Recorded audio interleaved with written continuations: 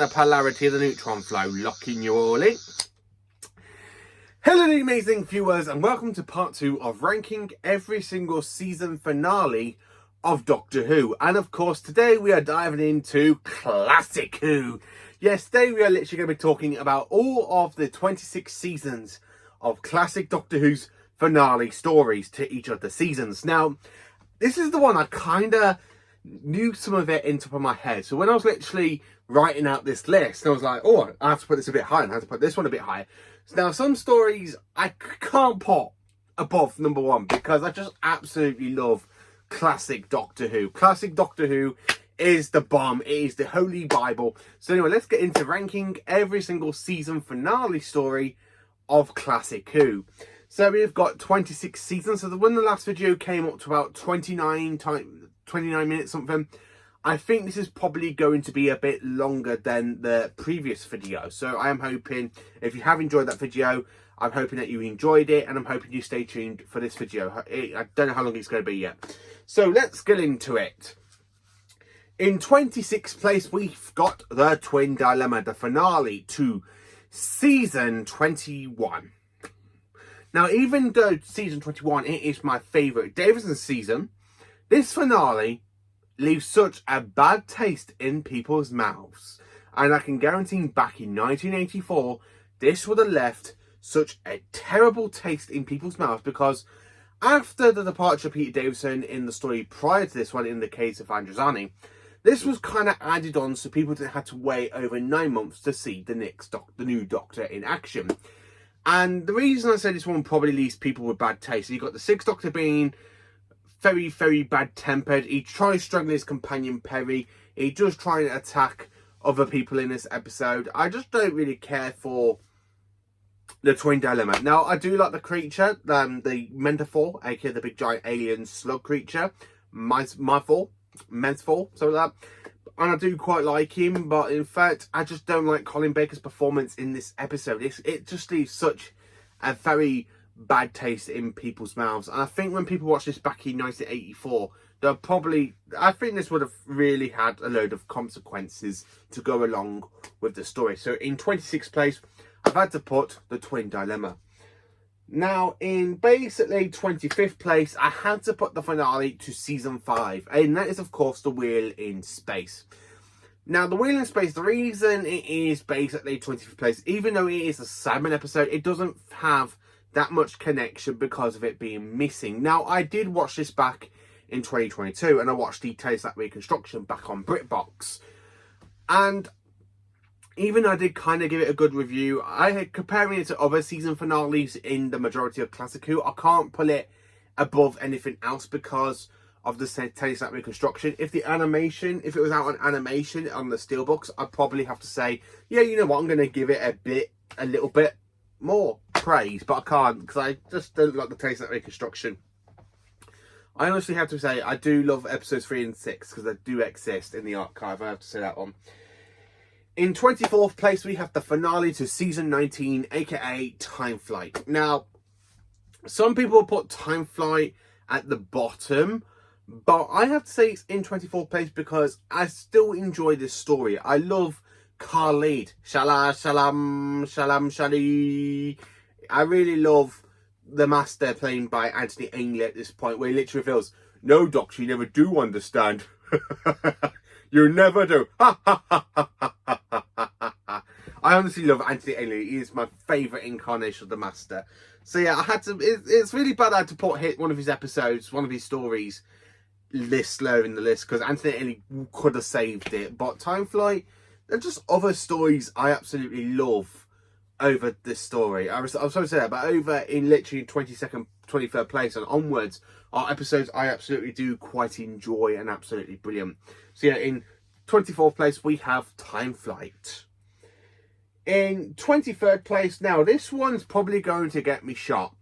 It is the Armageddon Factor from season 16. Yes, a Tom Baker season finale is in 23rd place. Now, I'm a little bit sorry for this one because I do, as much as I do enjoy this story and I do really love the Armageddon Factor, compared to other season finales, I just feel so many other season finales are a little bit better over this one.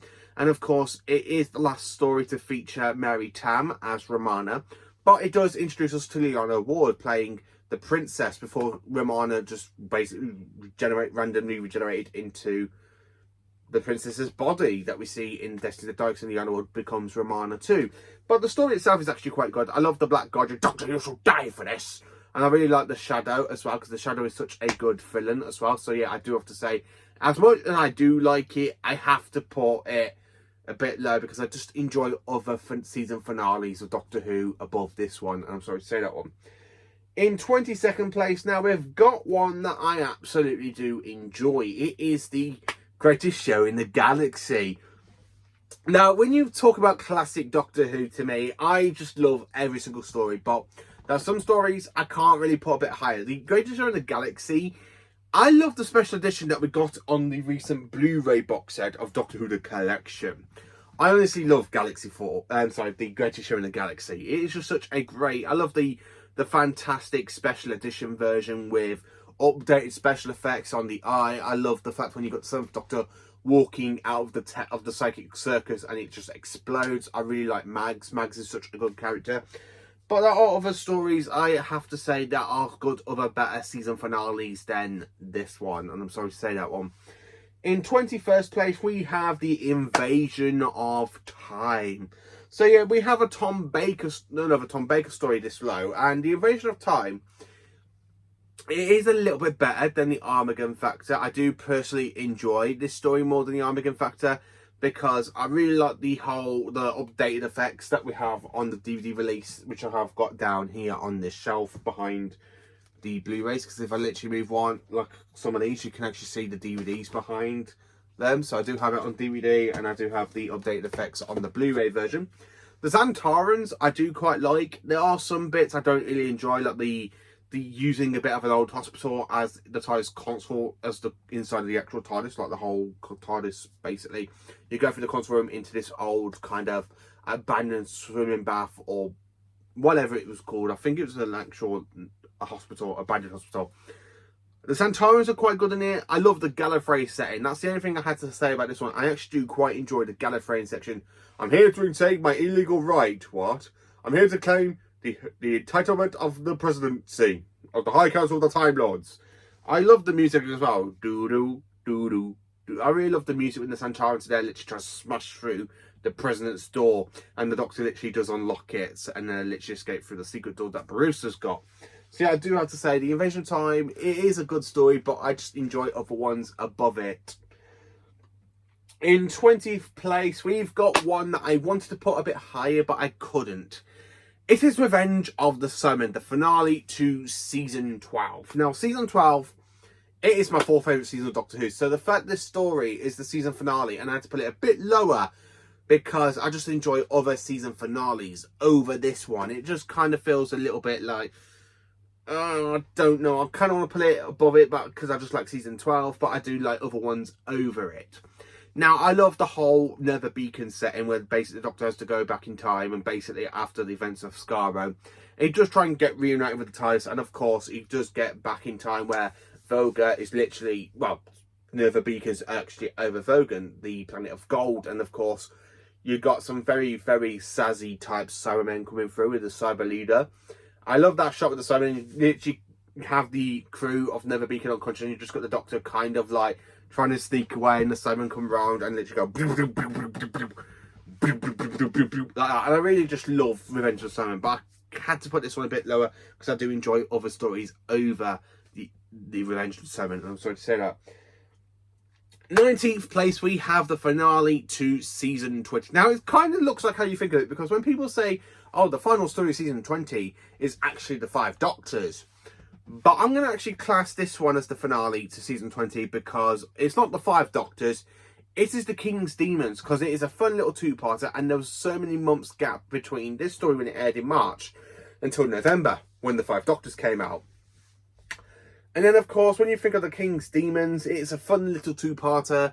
I don't get why we have the Master in disguise at the beginning, because the Doctor isn't really there. So the whole point of the Doctor basically finding out the Master's kind of disguise, it just kind of ruins it, because the disguise is honestly just that bad. It is literally just that bad of a disguise. But I do like the reveal.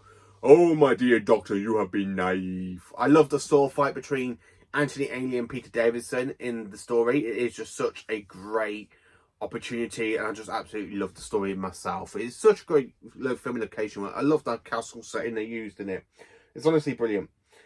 In 18th place, we've got The Time Monster, the finale to season 9. Come, Kronos! Come! I honestly have to be honest with you, I don't love The Monster Pardon. It is definitely the weaker Pertwee season finale. But again, you've got, as I can say, you've got Roger Delgado in this story as well. You've got the whole invention of Tom Tit. You've got some other great stuff in the story as well, which I just honestly have to say that I do absolutely love that myself. And I do again have to say that I absolutely love, flat out, just generally love this story. I love the whole bit of Atlantis. Now, I think Atlantis was done so much better in The Underwater Menace with Patrick Troughton than this story with Jon Pertwee, but I still quite like it because I do like Kronos, especially when you got the big face at the end of it where it's basically after the space-time ram, she becomes free. So yeah, I had to put the Time Monster this low because I do like it, but I couldn't put it a bit higher. In 17th place, we have The Ultimate Foe, another Colin Baker season finale, and it is the finale to basically the Trial of a Time Lord. It is the last ever 2-part story to have for Colin Baker, even though it's part of a 14-part epic. So what can I say about The Ultimate Foe? I love the reveal of the Time Lords, basically finding out that the Valeyard is the darker side of the Doctor. Now, just a minute. Did you just call him the Doctor? I absolutely love Colin Baker's speech. For all my troubles with the universe, my battles against evil, against power-mad conspirators, I should have stayed here. The oldest of us, Roderick, degenerate, and rotten to the core. Daleks, Sontarans, Cybermen. They're still in the nursery compared to us. 10 million years of absolute power. That's what it takes to be really corrupt. I honestly just flat out, just love it. I really do. And I know some people go, but I didn't like this story.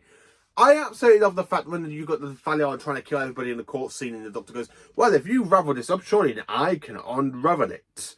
I honestly do like the Master using the Doctor as well. I'm turning it into a bit like a mindless zombie, but then it just turns out to be a little bit of a trick that the Doctor's tried to play on the Valeyard. I actually do quite enjoy it. It is such a good 2-part episode, and part 1 is actually written by Robert Holmes, where the second part to it is actually written by Pippa Jane Baker, because Robert Holmes unfortunately passed away while writing the second part. So basically part 2 is kind of written by Pippa Jane Baker and a little bit of Robert Holmes. So yeah, I do enjoy The Ultimate Foe. It's just such a good finale, and I do like it. And season 23, some people think, oh, season 23 is the weaker season of Classic Who. Not really, not for me, because I still quite enjoy season 23. I just love Colin Baker's speech in this story as well. In 16th place, we have Revolution of the Daleks. Yes, the finale to season 22. I wanted to put this one a bit higher, but I couldn't, because when you leave the 80s and you've got the 70s and the 60s stories, which are proper great finale seasons to the seasons prior, I absolutely love them. So Revolution of the Daleks, I absolutely do enjoy this story. I honestly love the darker nature of this story, with Davros turning people into food on the planet Necros, creating a new race of Daleks, which in Resurrection he kind of said he wanted to do that anyway. So he did create a new race of Daleks. He actually created ones on Necros, and they were going to be took over, brainwashed to obey the Dalek Supreme on Skaro. And I honestly love the fact how Davros loses his hand in this story as well, where you got basically the assassin when he literally shoots his hand, he goes, ah, like that, and of course they just kill him on the spot. I honestly absolutely do love this story. It's great, it's fantastic. I love the dark nature of it as well. Like when Natasha finds her father becoming a Dalek, and he goes, kill me, Natasha! Kill me! Like that. I honestly love it. It's just such a great story. I honestly love it. In 15th place, we have a season 11, the final story to season 11. Planet of the Spiders, Jon Pertwee's finale, and it is honestly growing up, this was actually my first proper regeneration story I actually watched when I was 3 years old. Because I jumped on the bandwagon for Doctor Who back on the reruns, and they were showing Death to Daleks, and then of course the Monster of Paladon. And then we had Planet of the Spiders, and Planet of the Spiders is honestly was actually my very first ever regeneration type storyline. And I do have such great memories of seeing this one back as a kid. I love the Great One. Oh, praise to the Great One. I need the crystal, Doctor. I ache for it. No, stop. If you take it, you will have a high dose of radiation poisoning. I am so powerful. Like that. I honestly just love Planet of the Spiders. It's just such a great story. Hummerly Tommy Hood, Hummerly Tommy Hood, Hummerly Tommy Hood, Hummerly Tommy Hood. I just honestly love Planet of the Spiders. I would love to go to the filming location that they did for this story with the whole, like, retreat sort of thing. I honestly would love to sit there in the base and go, Hummerly Tommy Hood, Hummerly Tommy Hood, Hummerly Tommy Hood, Hummerly Tommy Hood. I would just love to have a big, massive rubber mat and see if a big, giant spider just pops out of it and takes control of me by jumping onto my back. If you are scared of spiders, do not watch Planet of the Spiders, because I think it will definitely give you the haunting of what spiders can be like if they have the power of the Metebelis crystals. I honestly absolutely love the story. I just can't find a fault with it. I know some people don't like Planet of the Spiders, because I've got a friend who I showed this growing up, and they're like, this isn't as good as you described it to be. It's good. I loved it. It gives Jon Pertwee a final bell out by basically doing more like James Bond sort of things, where you kind of got the fantastic car chase, and then you got the speedboat chase. I honestly absolutely love it. I love the fact when the Doctor does receive radiation poisoning, he returns back in Unit HQ. I got lost in the time vortex.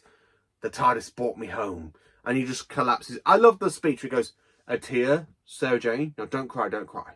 While there's life, there's... And he just has that breath and he just dies. I love the other Time Lords as well. The Doctor is alive. No, you're wrong, he's dead. I shall give his cells a little push and he will become a new man. Literally, it will look quite different. Not again. Good luck. Look after him. Look, Brigadier, look, it's starting. Well, here we go again. I just honestly love Planet of the Spiders. It's just such a great story, and I just absolutely love it. But I cannot get that ribbon out my head. Hummerly Tommy Hood, Hummerly Tommy Hood. I absolutely love Planet of the Spiders. I honestly do. In 14th place, we have The Reign of Terror, the finale to season 1. And The Reign of Terror, I absolutely love it because the TARDIS materializes in the middle of the French Revolution. Now, if you watch stories like the Aztecs, you know the first Doctor does not interfere in other people's and planets' affairs. So basically, when they land in the middle of the French Revolution, he's got to try and track down Susan, Ian and Barbara, because they all got separated after part 1, after the house fire. They all get separated, so he's got to try and reunite with the TARDIS team, get back to the TARDIS, get them all back to the TARDIS, and leave safe as they can. At one point, Ian looks like he's going to be hanged. And I really love the French Revolution setting. It's just such a great prehistoric. I love historical episodes. I didn't really like them a couple of years ago, but Thomas Stevens told me to basically give them another try and see what I think of the historian type episodes. And I actually do quite enjoy them. I think Classic Who did the historian episodes so much better than some of the stuff like the modern Who, like where in Series 3 we had the Shakespeare Code with flying witches. Where in this one, it just shows you how menacing humans can be and what history can be like. I honestly just absolutely love The Reign of Terror. It's just such a good episode. It really is. In 13th place, we have The Daemons from season 8. Behind me, just here. And down here. I absolutely do enjoy The Daemons. It is just such a great story. I absolutely love Jon Pertwee in this one. No, stop! You don't know what you're doing! And of course, he literally just moves the whole rock and basically freeze to death. I love the Master being in this one, pretending to be the Reverend Master, like the Reverend. And of course, Doctor goes, do you not understand it? It's another word for Master. I absolutely love where you got Roger the God going, come, Marcel, come. Like that. I love the fact when he's got a little remote control to Bessie and you got the Master trying to escape at Devil's End. And he's actually trying to escape in Bessie. And the Doctor goes, And he literally goes, "Don't worry, Brigadier, he's not going to get away." And the Doctor's there with the remote in his hand. The Master gets caught and arrested, which leads into the Sea Devils. I just absolutely love the Daemons. It's just such a great season finale. It really is. In 12th place, we've got Dragonfire from season 24. Now, some people don't like season 24. Some people have... I have really seen people literally rank all of Doctor Who, like the classic and modern, and season 24 is right at the bottom, where I think it doesn't deserve to be at the bottom. It's not as bad as series 11. It's definitely not as bad as series 2. It's more, but it's actually more enjoyable than season 6, series 6 and series 9. I do quite enjoy this story though. Dragonfire, I honestly have to admit, I love the whole setting up Icefield. The fact we see Savalon Glitz return after last seeing him in The Ultimate Foe with Colin Baker, and the fact he's up to his no good ways, and the fact he sold all his entire whole crew to Mr. Kane for a few measly glutsets. You only have yourself to blame, Glitz. I honestly love the fact when the Doctor is there in the TARDIS talking to Mal about time, funny business time. It has a swarm screaming their plans. And look at old Kane. His plans were all natured by the flow of time. Now I meant it was time I was going. What? I really love the goodbye to Mal where the Doctor said trying to put it off. And he goes, "Oh, I'm sorry, Mal. Think about me when you live in your life one day after another. Think about the homeless traveller in his old police box, whose days like cravey paving." And I only see the fact when he goes, "Ace, where do you think you're going?" "Perivale." "Oh yes, by which route? The direct route with Glitz or the scenic route?" "Well, do you fancy to run the 12 galaxies and then back in Pellivar time for tea?" "Ace, but there are 3 roles. 1, I'm in charge. 2, I am not the Professor and the Doctor. And the 3rd, well, how about I make up the 3rd by the time we get back to Perivale?" I honestly just love the fantastic welcome to Ace and the TARDIS team. I really do. In 11th place, we have Survival, the finale season 2 of all of Classic Who. I absolutely love Survival. It's the last story of Classic Who. I honestly love the reveal of the Master.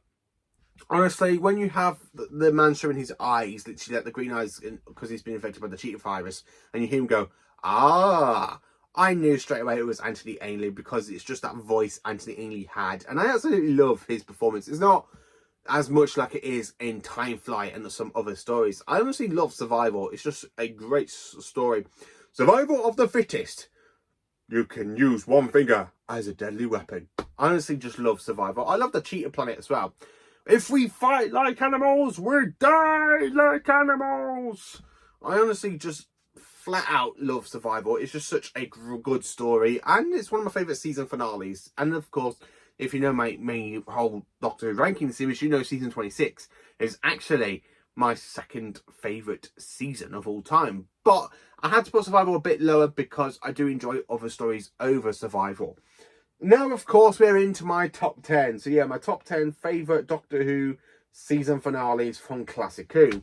So number 10, we have Logopolis, Tom Baker's finale story as the 4th Doctor. And I actually quite enjoy it. Now, you have the Master in it, played by Anthony Ainley. Nyssa. And of course, the Master is trying to destroy the blink of the universe. People of the universe, if you are attend carefully, you are vital to the future of you all. I honestly just love the fact Tom Baker really plays the Doctor so well in this finale, because the 4th Doctor is a little bit, as I could say, in this season, it's very broody and stuff. I must prepare for the worst. I honestly just love Tom Baker's line. It was literally when he falls off the telescope and literally after saving the universe. I love the bit of all the all the villains. And you got you got a Dalek, you got Davros, you got a Cyberman, you got a Zygon, you got the Decaying Master. And then of course you got the Black Guardian going, "Doctor, you shall die for this." I honestly love Tom Baker's final line. I really do, because it's such a monumental line and so much better than David Tennant's. "It's the end. The moment has been prepared for." I honestly just love Logopolis. Logopolis is flat out amazing. It really is. In 9th place, we've got the War Games. Yes, jumping back into the 60s. And I had to put the War Games in 9th place for the best finale. Now, it ends season 6 quite well. I honestly love this 10-part story. I don't know what it is about it. I can watch this any point just any point, if I fancy watching a regeneration story, if I think about I want to watch a regeneration story, it normally goes between the War Games, Planet of the Spiders, and of course Logopolis and the Caves of Androzani. But when I think about the War Games, it's just such a majestic story. Honestly, absolutely love it. I have to say, I absolutely do love this story. Now, I love the fact when the Time Lords literally pulled the Doctor onto trial to basically, after the Doctor had to call them for help against the war chief. And of course, the Doctor goes, while you've been observing the evil in the galaxy, I have been fighting against it. Give me a thought channel. I love all the thought channels. I love the fact when the Doctor stands there at the Time Lords, he goes, you mean you're going to let me go free? Not entirely. Yes, Earth is more vulnerable than others, yes. What, in exile? You can't condemn me to one primitive planet in 1 century in time. Besides, I'm none on the Earth. Things will be very difficult for me. Your appearance has changed before, it will change again. But you can't change what I look like without consulting me. Honestly, I just love Patrick Troughton's line. I love the bit when his face is all coming out and he goes, I say, what's happening? The time has come for you to change your appearance, Doctor, and to begin your exile. I honestly just love the War Games. I love the bit with the Warlords as well. And of course, introducing us to the War Chief, who is another Time Lord. I honestly just love the War Games. It's such a great 10-part story. It really is. In 8th place, we've got Budum Psh, the finale to season 3, which is the War Machines.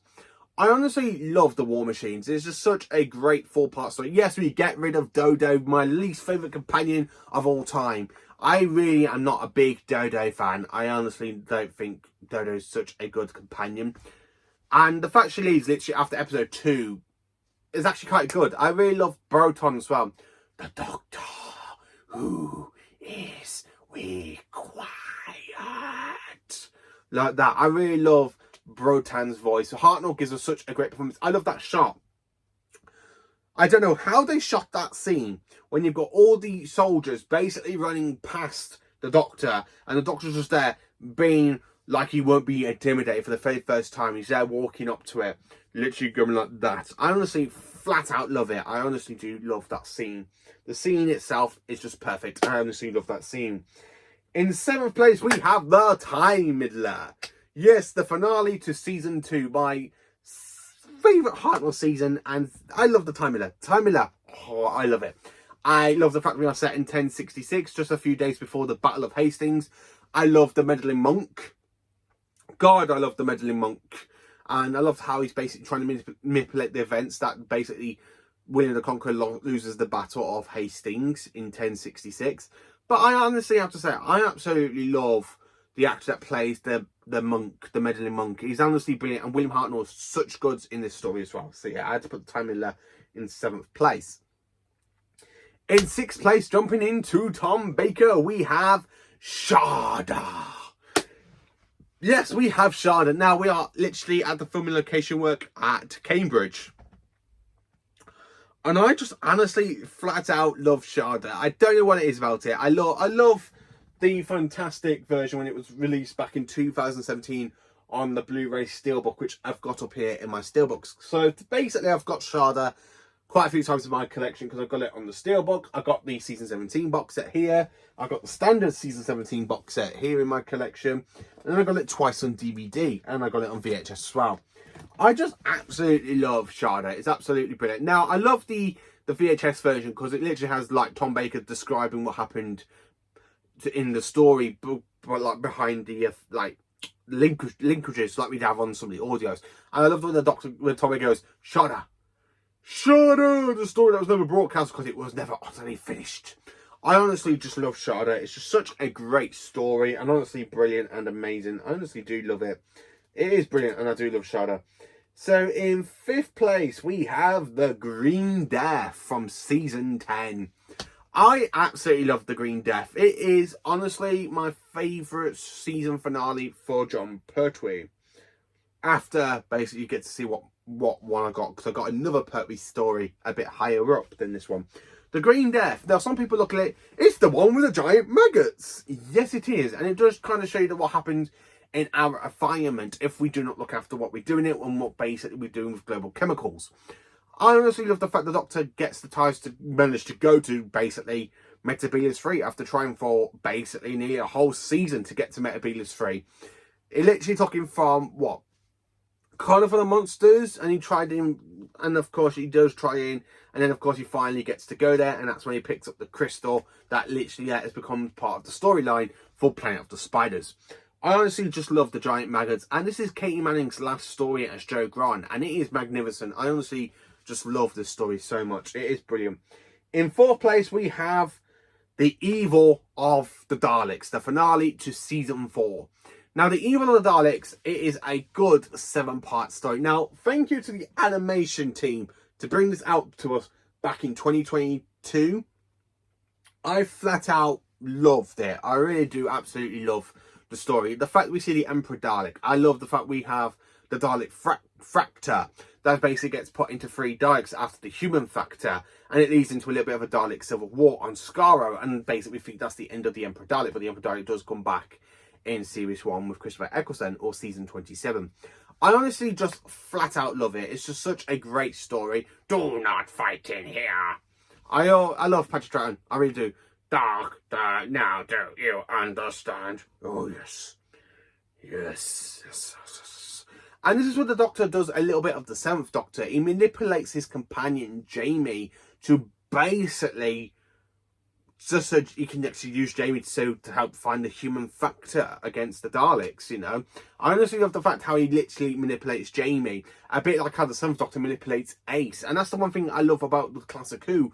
It always doesn't change the nature of the Doctor. The Doctor has always been manipulative and stuff, like we see in this story with Patrick Troughton, and of course in the Curse of Fenric with the 7th Doctor. I just honestly love how the 2nd Doctor really just manipulates Jamie to try and get to what he wants for the Daleks, you know. It's honestly brilliant. In 3rd place, we have The Seeds of Doom, the finale to season 13. My favourite season of all time, and the finale is in 3rd place. Now, the reason it is in 3rd place is because there are 2 other stories I couldn't decide where to put them. So, in basically 3rd place, we have The Seeds of Doom. Now, The Seeds of Doom, I honestly love it. We have 2 episodes set in the Arctic, where basically we have the big crinoid sea pods found. Then, of course, you've got the sea pods kind of getting nicked, and of course, the Doctor needs help from UNIT later on in the story. And it's no, I don't think Harry. I can't remember if Harry's in this episode or not. It's been a while since I watched The Seeds of Doom. I need to watch it on VHS at some point. But I honestly flat out love this story because it has John Chillis, who basically passed away back in 2022, when the Doctor basically just like snaps his neck as Scorby. I honestly do like Scorby. He's such a good villain, and I do love this story as well. I love the crinoids. Now, yes, they reused basically the Axon bodies and repainted it from orange to green.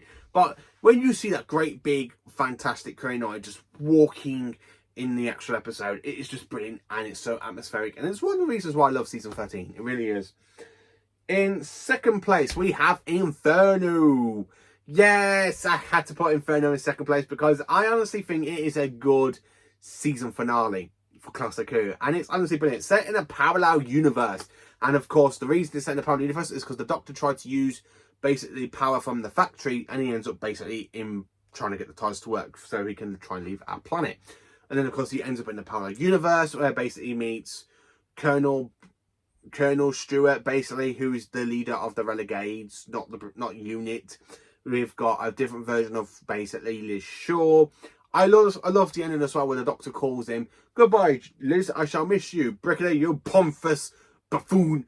I love how the Brigadier goes, "Pompous, am I a doctor?" I didn't quite mean that, Brigadier. You know, I honestly I do love John Pertwee and Nicholas Courtney's relationship as friends in this story. It really is brilliant. And I do love this story. And I think it was the first time we see the 3rd Doctor use his sonic screwdriver as well. I honestly think it is the first time he actually used his main sonic screwdriver. So, yeah, I had to put Inferno in 2nd place because there's another story I just absolutely love, and it deserves to be in number 1 because it is just such a great season finale. And I don't think anything has actually ever beaten it. And if you have literally stayed to the end of the video, then congratulations. But in 1st place, we have The Talons of Wing Chiang. Set in Victorian London, we have the fantastic Chinese gang going around killing people. And of course, we have the Sting of the Scorpion. Now, the fact this story is just brilliant is because, one, it is very horror-phobic. It's just got so many great horror moments in there. I love the big giant rat in the sewers. I honestly love the fact when you find out that Mecha the Squirrel is from the 51st century and he's even running from the Time Agency, and he's literally using the life force of these young girls so he can literally try and drain them so he can actually have a longer lifespan. I honestly just love the story. I love Mr. Sneed as well. Like the little pig brain creature in the hand puppet. I just love it as well. It's just such a great story. It really is. So that is me ranking every classic Doctor Who finale story. And of course, this is part 2 of my ranking video. I hope you enjoy. Please do like, subscribe, share, and join me for more awesome Doctor Who content.